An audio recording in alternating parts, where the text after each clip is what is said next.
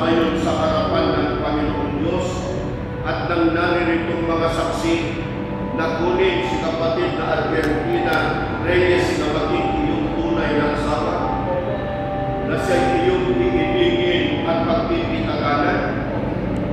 Sa kamay ng kapatid na Argentina Reyes, mataintindi pag iyong sinasangayunan na tanggapin si kapatid na Dennis Rodriguez na maging iyong tunay na asawa, na siya iyong iibigin at itapalang, at mabubuhay kang kasama niya sa buong pagtitiwala at pagdilim, sa kalusugan at sa karamdaman, sa kaginhawaan at sa akong si Dennis Rodriguez ay kinukuha kita Malan Argentina Reyes na maging aking tunay na asawa, at ako ay nangangako at nakikipagtipan sa iyo sa harapan ng Diyos at ng ating mga saksi na sa iyo ako'y magiging mapagmahal at matapat na asawa sa kasaganahan at sa kahirapan, sa katuwaan at sa kalungkutan, at sa kalusugan at sa karamdaman, hanggang sa papaghiwalayin tayo ng kamatayan. Kalaman, kapatid na Argentina, ako si ay tinatanggap kita na maging aking tunay na asawa, at ako ay nangangako at nakikipagtupad sa iyo sa harapan ng Diyos at ng ating mga saksi na sa iyo ako'y magiging mapagmahal at matapat na asawa sa kasaganaan at sa kahirapan, sa katuwaan at sa kalungkutan, at sa kalusugan at sa karamdaman, hanggang sa mapaghiwalayin tayo ng kamatayan.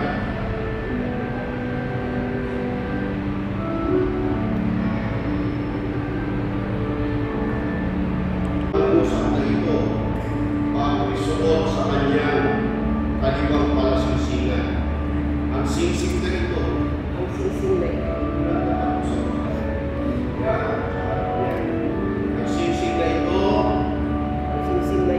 ay binibigay ko sa iyo bilang sagisag ng pangako ng ating patuloy at nananatiling pag-ibig.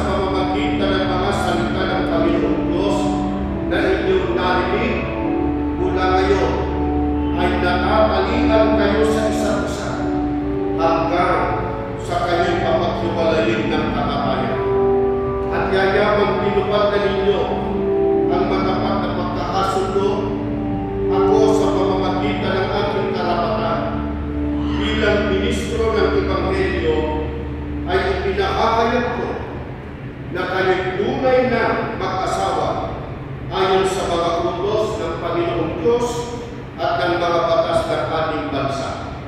Ang pinapagsama nga ng Diyos ay huwag papaghiwalayin ng tao. Nangyari ko kayo. At ng dalawang hiniwag ng iyong kong banal na kautusan na ngayon ay itinali na sa kanila upang maging uklod na sila sa pamamagitan ng inyong mga batas, kautusan na kanilang tinanggap. Nakita mo po ang kanilang panunumpas sa iyong banal na harapan.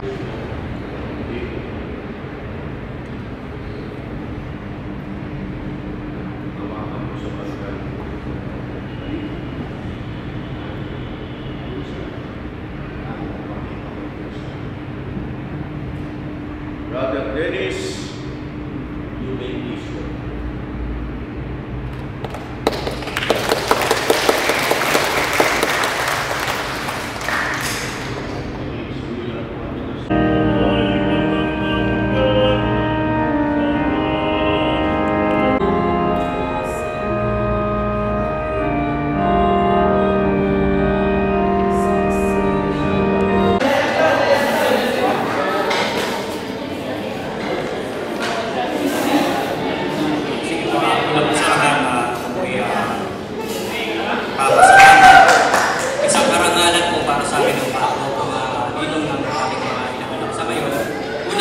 Binabati ko kayong dalawa sa inyo po isang dibdib.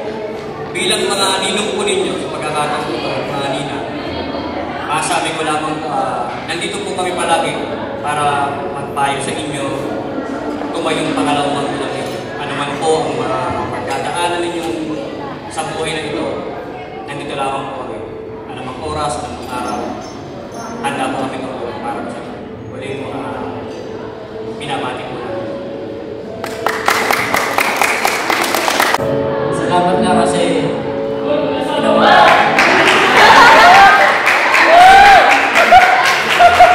Sunod yun.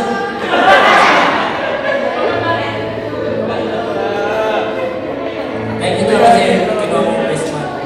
Hindi ko akalain na.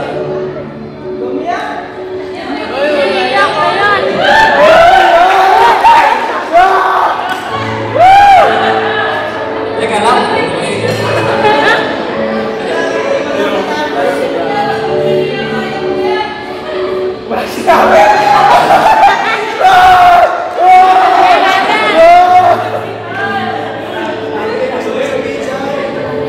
Sayang na kasi malapit na sa bukas.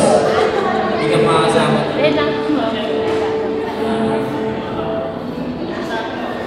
Pero bakit hindi mo mga alam ko lang eh, ganun naman gani ko. Thank you.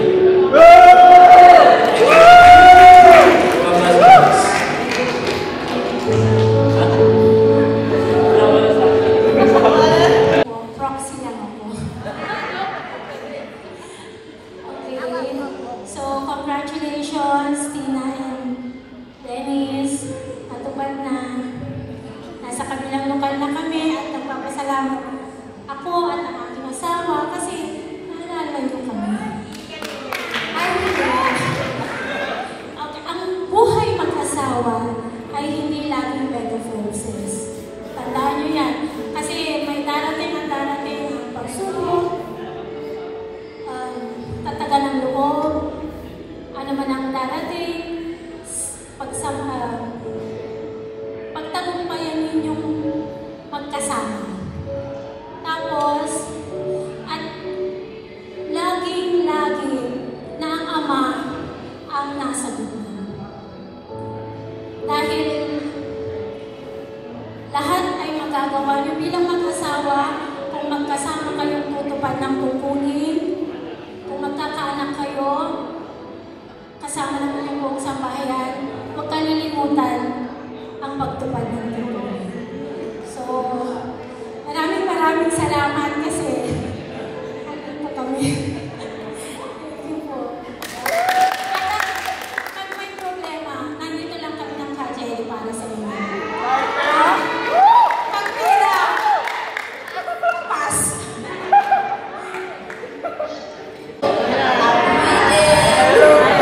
Hindi na ako magsasalita ng marami. Kasi yung masabi na din, kumamay. Ano lang.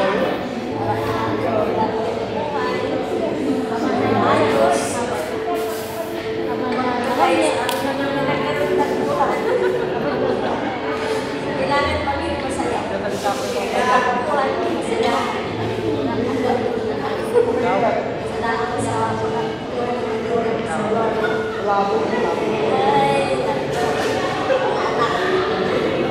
kasi maraming salita. Thank you!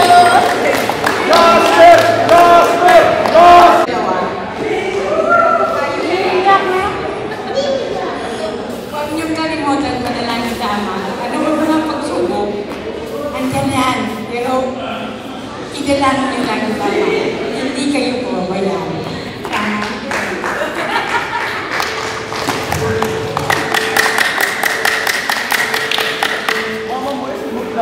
Ang bagay na sabi na, ito lang bilin ko sa'yo. Matagal ng plano na uunlod, pero ngayon natuloy na. Habang buhay ko'y magkasama, ang isa ay mainit, dapat ang isa ay malalim. Yan lang.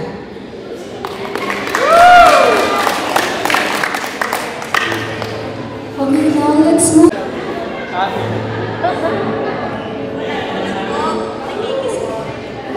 Maraming salamat po sa inyo lahat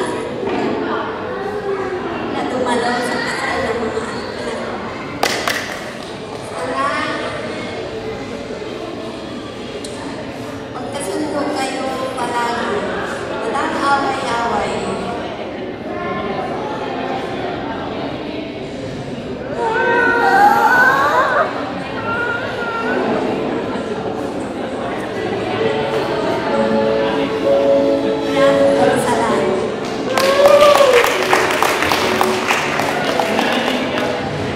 Sa yata po. Maraming salamat sa lahat ng dumalo. Ibig sabihin, tiwala ko sa inyo kasi mahal naman yung anak mo. Kahit wala po nandiyan kayo para sa kanila. Mga anak, hindi ko lang sasabihin ko pero bilang ina, hindi ko makasama yung nanay mo. Ay, para sa inyo. Sabi nga, sa pag-aasawa, hindi nawawala ang problema. Hindi nawawala ang pag-away. Natural yan. Ano lang, chill lang sabi na. Huwag kalimutan pag may problema natin na gawin. Higit sa lahat, tumawag tayo sa amin. Kasi siya lang ang nakakaalam ng lahat ng problema. Yan, kung sabi nga ni ang isa apoy, yung isa dapat laging isipin yung pagsasama. Talagang nandiyan ang problema, lalo na pa nagkaanak na kayo. Siyempre, yung hati na yung tungkulin nyo, tungkulin sa isya, tungkulin sa anak, tungkulin sa mag-asawa. Mas ika nga, timetable dapat meron kayo. Yun lang kasi masyadong pagkamayak pa. Salamat sa lahat. Ito as galing kay Rex tsaka kay Leslie. Thank you sa inyo. Maraming salamat. Bubuksan namin ito. Parang 5-star ko.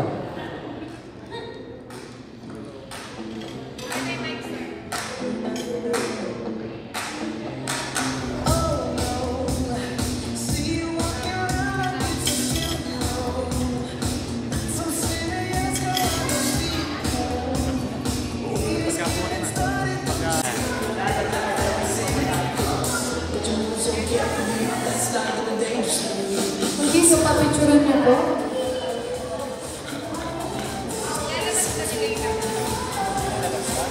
Huwag na, kay box na lang. Iharap na lang yung bag. Okay, so next for the medium gift. Ang pangalan, yung isa na lang.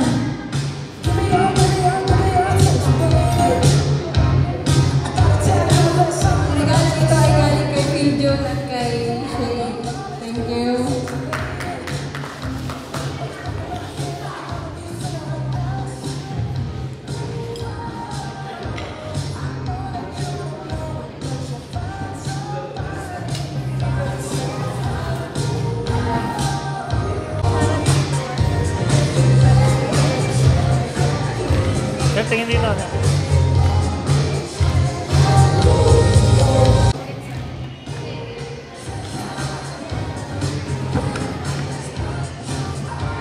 Ay, galing ko sa isa sa matagal na natin kasama.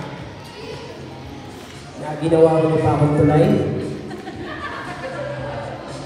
Galing kay Richard Mabini na kay Marilyn Talao.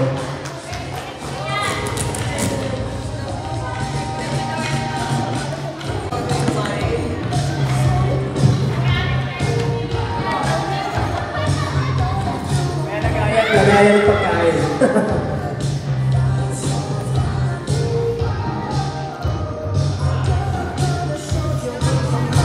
The latter part of our program, and this event would not be perfect enough without hearing something from the reason of your gathering. So we will be hearing from the bride and the groom. Una sa lahat, maraming salamat po sa pagpunta niyo sa kasal namin. Bahagi po kayo ng isang maligayang araw na hindi po namin malilimutan. Nagtitindi po ako sa lahat ng nandirito. Mula po sa lahat ng mga naging kasama kong tumulong. Siyempre sa mga family ko, sa family ni Tina. Galing pa sila sa malayong lugar, pumunta rito para saksihan yung kasal namin. Hindi ko rin makakalimutan yung mga pamilya ko sa Scan. Kasi kayo, bakit naging matibay yung relasyon namin? Maraming salamat sa inyo. Dahil lagi rin kayo nandiyan para sa amin. Sa mga ninang-ninang, ikapulyas, thank you. Lagi kang nakasubaybay sa amin. Sa mga payo, salamat. Higit sa lahat na nagpapasalamatan po namin. Walang iba kundi ang #1 sponsor po namin, ang Panginoong Diyos po. Wala sa umpisa, siya po yung pumagitna sa relasyon namin.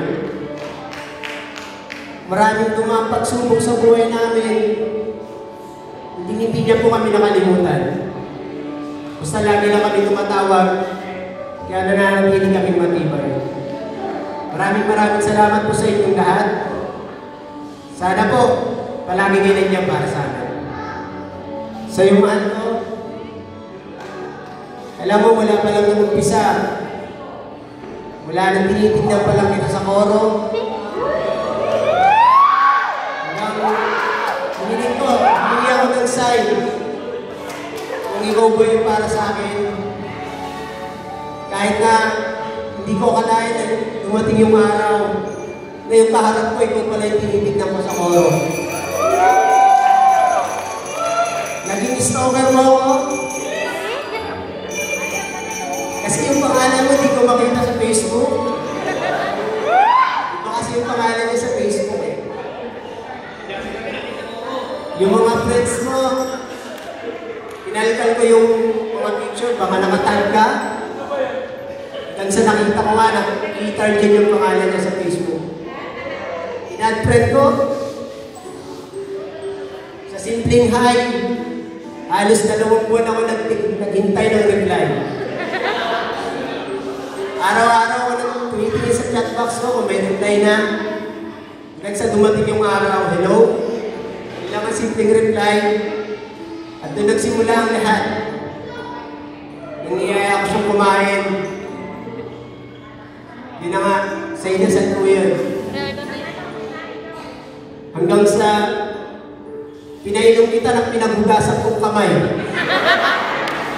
Sorry man ko kung naging sabaw yun. Patawarin mo ako ng araw na yun. Hanggang sa hinamon mo ko. Tinanong mo ako kung talagang maliligaw ako sa'yo. Sabi ko, sa buong buhay ko, hindi ko ginawa yun. Alam ng pati ko yan, wala akong pinakitang babae sa kanila. Tanging ikaw lang yung pinakilala ko. Hinamon mo ako kung hanggang kailan ako maliligaw. Sabi ko, hindi ako sanay. 3 days pa lang. Lumuha na ako sa harap mo. Sinabi ko kung gaano kita kamahal. At yun ang pinapangako ko hanggang ngayon. kahit anong mangyari, dahil tigil-tigil ang apelido mo, mas lalo kong paninindigan ang pagiging lalaki para sa'yo. Ano man mangyari ang pagsubok, tandaan mo man hindi ako tibitaw. Dahil minsan na hinamon ako ng pagsubok,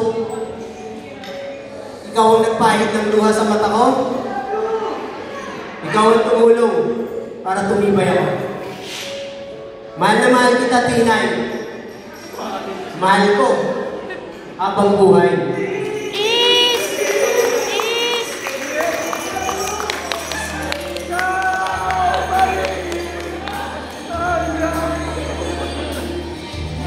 Parang nasabi nyo na lang lahat.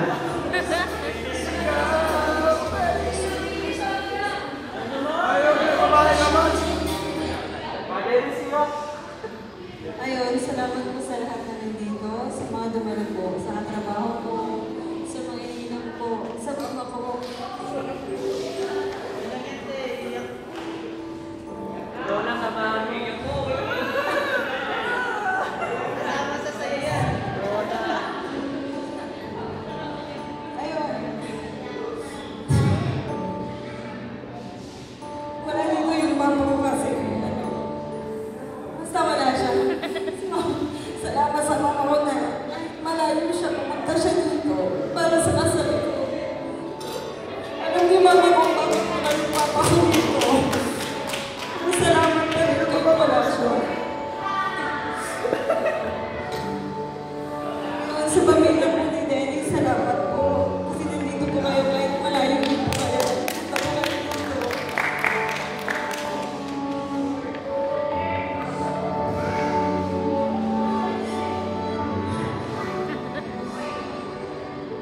Ayun, sa mababang asawa ko.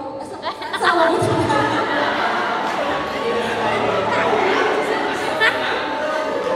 Salamat sa'yo dahil kahit alam mo may bad side ako, naloko pa rin ako.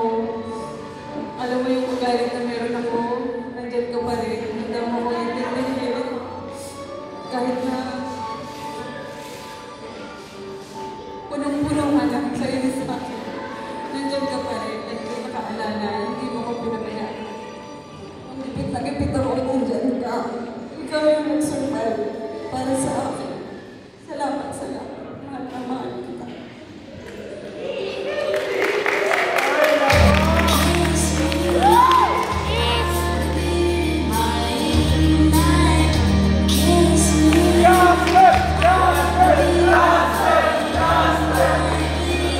Coordinator, let's give a round of applause for Miss Leslie and coordinator of the day.